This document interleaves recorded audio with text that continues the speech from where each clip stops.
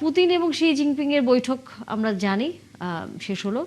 এর আগে ট্রাম্পের সাথে শি জিনপিং এর বৈঠক হলো, কিন্তু সেখানে তেমন কোনো ফয়সালা হয়নি, আলোচনাও খুব একটা এগোয়নি।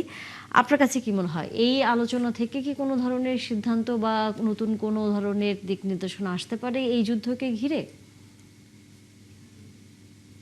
ধন্যবাদ একাত্তর টেলিভিশনের দর্শক শ্রোতা, এবং আপনাকেও ধন্যবাদ জানাচ্ছি আমাকে সুযোগ করে দেওয়ার জন্য।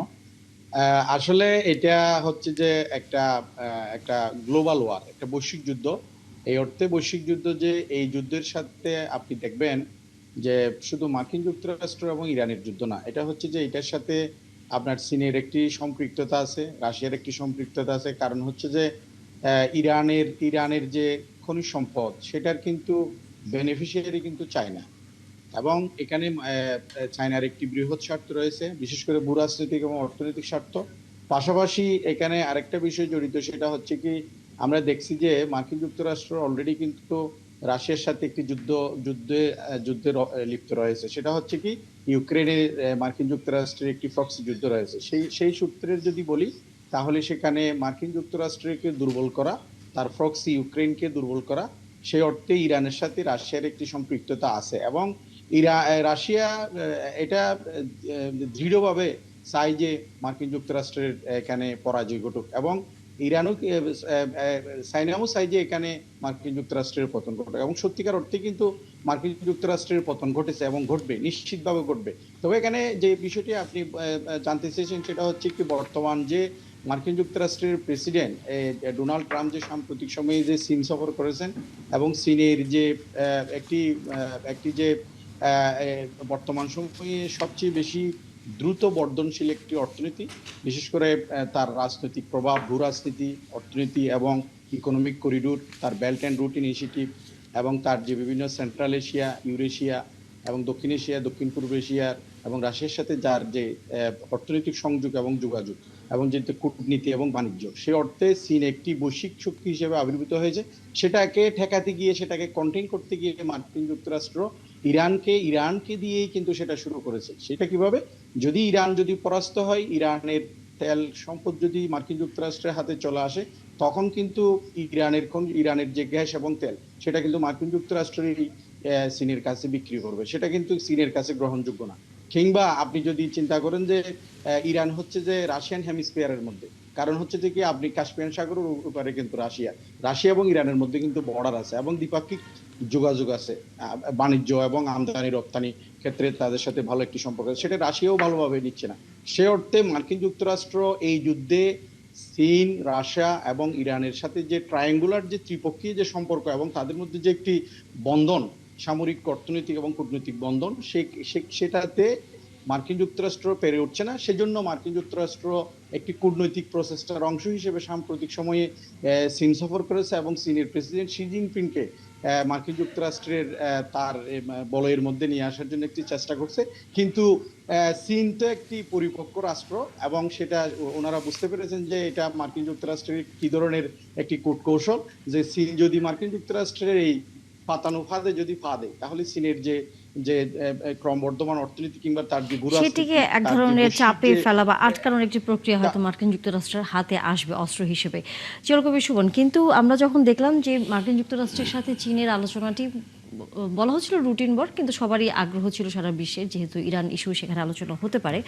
এবং এমনকি দেখাও গেছে যে চীনের পক্ষ থেকে মার্কিন প্রেসিডেন্টকে যে এই ধরনের বা তার সফর সঙ্গীদের উপহার দেওয়া হয়েছে, সেটিও তারা ফেলে রেখে এসছে। অর্থাৎ এক ধরনের বেশ রাগ ক্ষোভ বলা যায়, আলোচনা রাগ খুব ক্ষোভ একটা অবিশ্বাস সবই অবিশ্বাস সেটি সেখানে আছে। ছিল। কারণ এই যে আমাদের একজন অতিথি বললেন যে চীনের যে ক্রমবর্ধমান যে অর্থনীতি, সেটি আসলে যদি মার্কিন যুক্তরাষ্ট্র কন্ট্রোল করতে পারে, তাহলে তার জন্য অনেক লাভবান হবে। সেই জায়গায় আমরা সামনের দিনগুলোতে কি দেখছি, যে যদি এই ধরনের বড় মোড়লদের নিজেদের ভিতরে সমঝোতা না হয়, যুদ্ধটি যদি আবার শুরু হয়, আমরা তো ক্ষুদ্র দেশ হিসেবে আমরা জ্বালানি সংকটের আগে পড়েছি, এবং অর্থনৈতিক, কারণ মিডল ইস্টেও বিভিন্ন দেশে হামলা হয়েছে, আমাদের সেখানে রেমিটেন্স যোদ্ধারাও আছেন। আমাদের আসলে কি কি বিকল্প ব্যবস্থা এর মধ্যে নেওয়া উচিত, কোন কোন খাতে আপনার মনে হয়? আমাদের বিকল্প ব্যবস্থা হচ্ছে আমাদের জ্বালানিটা এনশিওর করে রাখতে হবে অন্তত 3 মাস 4 মাস, মানে কন্টিনিউয়াস এটা মনিটরিং এর মধ্যে রেখে আমাদের কোথায় কি ঘাটতি আছে, কোনটা আমাদের কতটুকু দরকার, এগুলো অ্যানালাইসিস করে এগুলো কন্টিনিউয়াস মানে জ্বালানির ক্ষেত্রে যে নিরাপত্তাটা এটা যেন আমাদের নিশ্চিত করতে হবে প্রথমত। দ্বিতীয় হচ্ছে আমাদের এই হামলা বা এই যুদ্ধের ফলে বিশেষ করে আমাদের প্রবাসী সেক্টরে আমাদের যে শ্রমিকরা যারা ফেরত আসছেন তারা যেতে পারছেন না, বা সেখানে আমাদের তারা পরবর্তী যেতে পারবেন কিনা, তাদের যে কাজের ব্যবস্থা বা আকামা বা ভিসার যে মেয়াদ এগুলো বৃদ্ধি করা হচ্ছে কিনা, এগুলো টাইম টু টাইম মনিটরিং করা দরকার। এবং কত লোক আসছেন দেশে, তারা যে কতজন ফেরত যাচ্ছেন এগুলো হিসেব নিকেশ আমাদের রাখা দরকার। তারপরে আমাদের অল্টারনেটিভ আরও কোথায় কোথায় আমাদের এই শ্রমিকদের পাঠানো যায়, কারণ রেমিটেন্সটা আমাদের একটা বড় বিশাল ইনকাম, সেই জায়গাটাতে আমাদের যদি আমরা রেমিটেন্স কমে যায় তাহলে অবশ্যই বাংলাদেশের অর্থনীতি এটাকে বিরাট ক্ষতির মুখে পড়বে। সেই দিকটাও এর আমাদের। মধ্যে তো নিশ্চয়ই আপনিও খবর দেখেছেন যে গার্মেন্টস সেক্টরে এক ধরনের চাপ হ্যাঁ, তৈরি গার্মেন্টস হয়েছে। সেক্টরে আপনার ইভেন যুক্তরাষ্ট্রেও আমাদের রপ্তানি অনেক কমে গেছে। তো সবকিছু মিলিয়ে আমাদের বিশেষ করে এই রেমিটেন্স, গার্মেন্টস, আমাদের প্রবাসীদের নতুন নতুন স্কোপ, এই সব কিছুর দিকে আমাদের নজর দিয়ে আমাদের সামনের দিকে এগিয়ে যেতে হবে। আমাদের কোনো একটাকেও আমাদের মানে বাদ দেওয়ার ছোট করে সুযোগ বা খাটো করে হ্যাঁ, দেখার কোনো সুযোগ নেই, কারণ আলটিমেটলি যদি দীর্ঘমেয়াদী যুদ্ধটা চলে তাহলে এটার লং টার্মে এটার ক্ষতিগ্রস্ত বাংলাদেশের মতো দেশগুলো কিন্তু হবে। সেই জায়গায় কামরুজ্জামান রতন, আসলে সরকারের পরিকল্পনাগুলো নিয়ে আমরা নানা রকম বক্তব্য শুনলেও খুব একটা আশ্বস্ত হওয়ার জায়গা আসলে মানুষের ভিতরে থাকছে না। কারণ জ্বালানি তেলের বিষয়টি নিয়ে যদিও সেটি চেষ্টা করছে সরকার, কিন্তু বিকল্প কথা বারবারই বলা হচ্ছে। সরকারকে বিকল্প কোনো উৎস খুঁজছে এর মধ্যে? আসলে এই যে বৈশ্বিক যে দুটো যুদ্ধ, একেবারে একটা শেষ না হতে আরেকটা যে যুদ্ধ, বিশেষ করে মিডল ইস্টের ইরানের সাথে যে যুদ্ধটা, যেটা স্যার বললেন, তার মানেটা কি? ইরানের কাঁধে বন্দুক রেখে রাশিয়া চায়না দুইটাই ফায়ার করে যাচ্ছে, মানে প্রোটেকশনটা কিন্তু আলটিমেটলি ক্ষতি হচ্ছে কি? ধরুন আমার বাড়িতে যুদ্ধ হচ্ছে, ক্ষতিটা কিন্তু আমার বাড়িতে হচ্ছে, ইরানের উপর হচ্ছে। এটা আমার একটা মিডল ইস্টের দেশ। এই যে 1.5 কোটি বাংলাদেশের মানুষ, রেমিটেন্সের উপর বাংলাদেশটা সেকেন্ড লার্জেস্ট কিন্তু আমাদের রেমিটেন্স এতে আসে। কয়জন লোক আমেরিকা বা ইউরোপে থাকে? ম্যাক্সিমাম তো মিডল ইস্টে থাকে। তো এই ইরানের যুদ্ধের কারণে কিন্তু সৌদি আরব, তারপর কাতার, আমার বাহরাইন বলেন, এই বিশেষ করে আমাদের দুবাইতে যা হচ্ছে, এই রাষ্ট্রটার মধ্যে সবচেয়ে বেশি, আমি যতটুকু জানি, ইউনাইটেড আরব আমিরাতে সবচেয়ে বেশি আমাদের মিডল ইস্ট এর মধ্যে এই দেশটাতে সবচেয়ে বেশি লোক, সবচেয়ে ক্ষতিগ্রস্ত। এবং সবচেয়ে মজার ঘটনা কি, ফেসিস্ট যত পলায়ন করছে অন্য কোনো দেশের থেকে দুবাইতে তাদের অবস্থান এমনও শোনা যাচ্ছে, যা নিয়ে গিয়েছে প্রতিদিনই আশঙ্কা করছে যা নিয়ে আসলে আমরা তো ভোগ করে যেতে পারবো কিনা। এই যে আশঙ্কার একটা জায়গা, এটা কিন্তু এই দুবাইতে এটা আমরা শুনেছি আর কি, বিভিন্নভাবে তো শোনা যায়। আসলে যুদ্ধ মানে ধ্বংস। এটা বাংলাদেশ যেই ধ্বংসের উপর দাঁড়িয়ে এই সরকার, আমাদের সরকার যে ক্ষমতাটা নিল, এর মধ্যে দুটা যুদ্ধের যে দখল, বিশেষ করে এই হরমুজ পণ্যের বন্ধের কারণে আমাদের যে তেলের যে জ্বালানি তেলের যে সংকট, এটা কিন্তু মোটামুটি বলে এই সরকার একটা সফলতা। এই যাত্রায় কিন্তু আমরা যতটুকু আমরা কষ্ট হয়েছে মানুষের, তারপরে যতটুকু সামাল দিয়েছে এটা কিন্তু অ্যাপ্রিসিয়েট করতে হবে।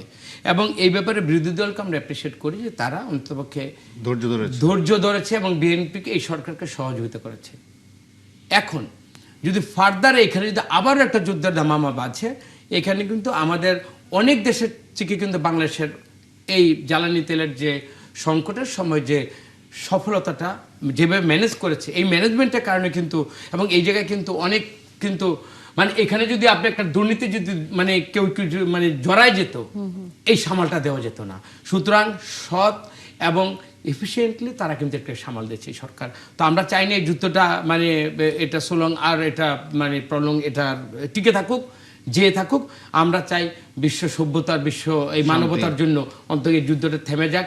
তাদের মোরলগিরি তারা দেশে হলো কি জানেন, এই মোরলরা সবাইকে নিয়ে খেলে, তাদের দেশে কিন্তু খেলাটা হয় না, এক্সপেরিমেন্ট হয় বাইরে। এক্সপেরিমেন্ট, আমি একটা অস্ত্র বানালাম, আমার অস্ত্রটা বিক্রি করতে হবে, এটার উপর ব্যবসা করতে হবে, এটা আমি আপনার ঘরে গিয়ে আমি এটারে এক্সপেরিমেন্ট করলাম। তো ক্ষতিগ্রস্ত তো আলটিমেটলি আমার এই মিডল ইস্টে বিশেষ করে মুসলমান মানুষদের কিন্তু সবচেয়ে বেশি আপনার সাফার করতে। আপনি অস্ত্রটা কোথায় ব্যবহার করবেন?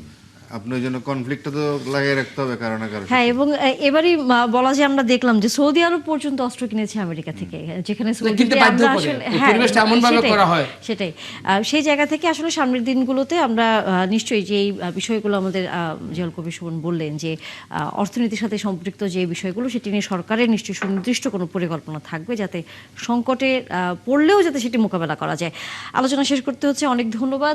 এইখানে আমার দলের বাইরে প্রতীক না হোক, নিশ্চয় আমার একটা সিস্টেম বা একটা আমাদের নীতিমালা আমাদের সরকার বা আমার এই জাতীয় দল করে দিবে, আমার তারেক রহমান প্রধানমন্ত্রী করে দিবেন। আমটাকে অনুসরণ করব, দলের শৃঙ্খলার মধ্যে থেকে শান্তিপূর্ণভাবে জনগণের রায়কে মেনে নেওয়ার জন্য যে কোনো মানে সুষ্ঠু এবং শান্তিপূর্ণ পদক্ষেপকে আমরা স্বাগত জানাবো। অবশ্যই, এবং সাধারণ মানুষ হিসেবে আমরাও চাই নির্বাচনটি রক্তপাতহীন হবে এবং সুষ্ঠু নির্বাচন হবে, সেই প্রত্যাশা রাখতে চাই। মনিরা শারমিন, অনেক ধন্যবাদ যুক্ত হয়েছেন। আগামীতে আবারও রাজনীতির অন্য বিষয় নিয়ে আপনার সাথে আলোচনা হবে।